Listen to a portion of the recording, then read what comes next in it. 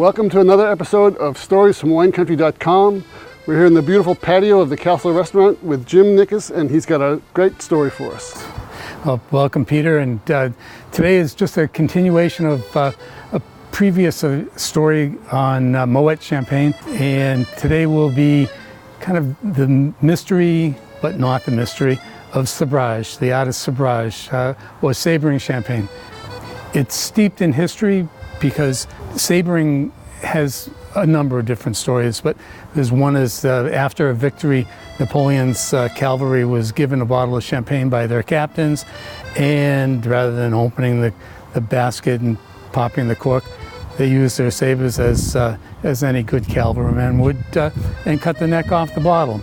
Or, a little more romantic, is as they were charging into battle, Napoleon gave each of his cavalry a bottle of champagne. They couldn't untwist the wire and take the cork out while they were galloping into battle with their saber. So they would just hack the head off the champagne, drink champagne on the way into battle, and be victorious. Of course, champagne always makes everyone victorious. So today is a delving into the art or the routine of sabering. So, saber, French knife. I've seen it done with the rims of glasses. I've seen it done with a spoon.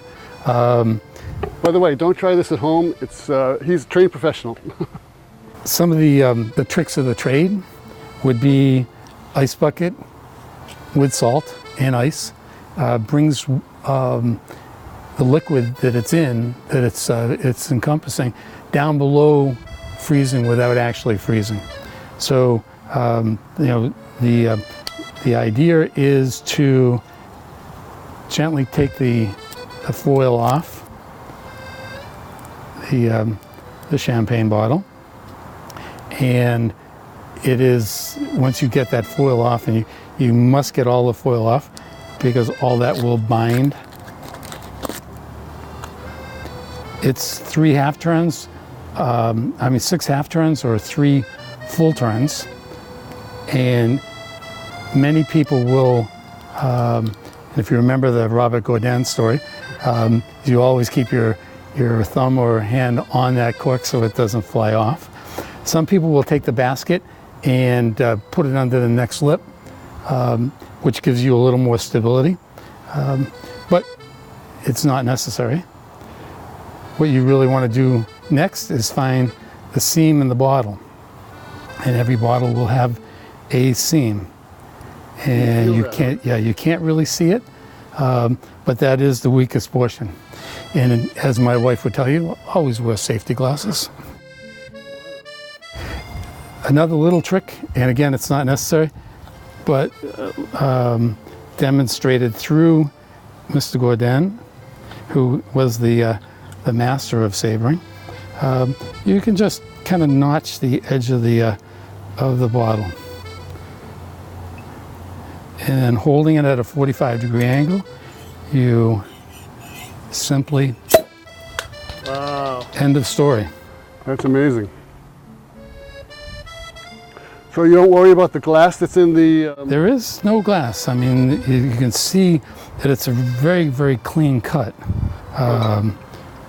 So where did you learn how to do this? Well, I learned from a couple of masters, and Mr. Godin was certainly one of them. But you have to remember that champagne is under 180 degrees pounds per square inch of pressure. So it is a dangerous endeavor. If the champagne's too warm, you do risk have the risk of shattering the neck of the bottle. Again, ice bath with salt, neck of the bottle, keep the bottle cold, and you do all the preliminaries. Now you can see this edge, and I don't know but it's so clean that you can actually run your fingers over it without getting cut. Wow. So there is an art in the art of sebrage. It's one heck of a party favor. Yeah, I was wondering why would you keep doing it? We don't carry around sabers anymore. No, and like I said, I've seen it done with a spoon. I've seen it done with the rim of a glass. and it all depends on the preparation that you use. But the whole concept is it's just one of those fun party tricks if you play your cards right and your game right. But it in a celebratory situation, sabering the head off a bottle of champagne and having it to drink is just it's a wonderful trick, and it is an art. But everything is an art if you follow the rules. It's same with cooking. Same with videography. If you do things in the order and manner they're supposed to be done, then it's pure enjoyment. Cheers. I imagine though things could go wrong. You ever done it? And well, I've never had anything go wrong, but like in the previous blog we had talked about a champagne cork going in the wrong direction and taking out $10,000 worth of crystal. Yes, it could. And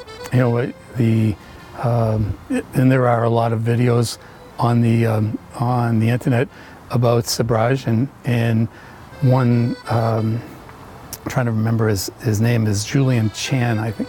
He sabered 32 bottles in 60 seconds. They were all standing upright, so he just with a blade just came by but everything was prepped for him. But he's in the Guinness Book of World Records, I think, since 2014. So it's, again, things could go wrong. They're standing straight up. Doing it this way is much more volatile because it's going up. If you had any shatter, it's going all around. It could hurt someone. I mean, it's 180 pounds per square inch. It's a lot of pressure. So is there anything special about the knife or the blade? You have to have it extra sharp? No, this is actually a very, very dull blade. I mean, it has some sharpness, but I've seen it done with the base of glasses. I've seen it done with a teaspoon. That's the whole idea of sebrage is very romantic. With a saber or a knife, there are people who endeavor to collect champagne sabers, and it's like, okay, if that's what you want to collect. For me, this is pure celebration, and you have a group and you want to have kind of fun. You've got a bottle of champagne, just take the head off and pour away a great host on one of our trips to France did that with as we were starting grills and cooking food in the winery's host chateau, and he just went down and got a bottle of champagne. It was cold. It was a Magnum. Took the top off with a saber, and we all enjoyed it. But it was one of those memorable experiences. I wouldn't recommend doing it, every time you're going to open a bottle of champagne. It's a little messy, and the projectile is about 20 feet. And it has glass, the projectile. It is glass. Yeah, so you do have to be careful about it. You have to make sure that nobody's standing in front of you, things like that. Oh, absolutely. Yeah. It's all precautionary. The same thing with icing the champagne, scoring the neck, finding the seam.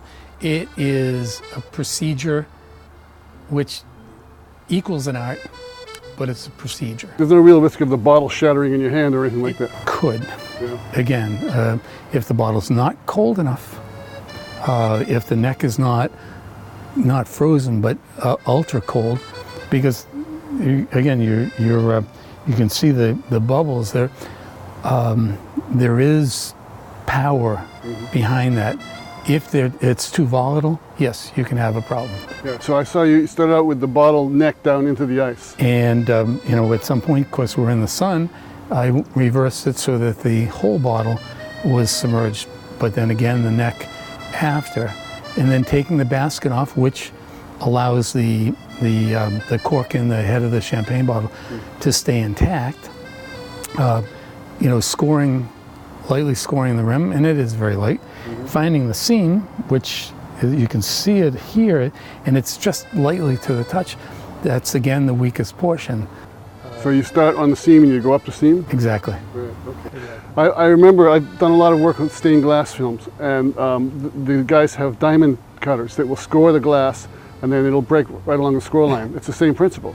Exactly. It's scoring it. It's not absolutely necessary, but again, it's one of those safety precautions that makes everything a positive experience. Mm-hmm. So there are some rules to follow, and just be careful. Absolutely. And enjoy. And enjoy. Thank you very much.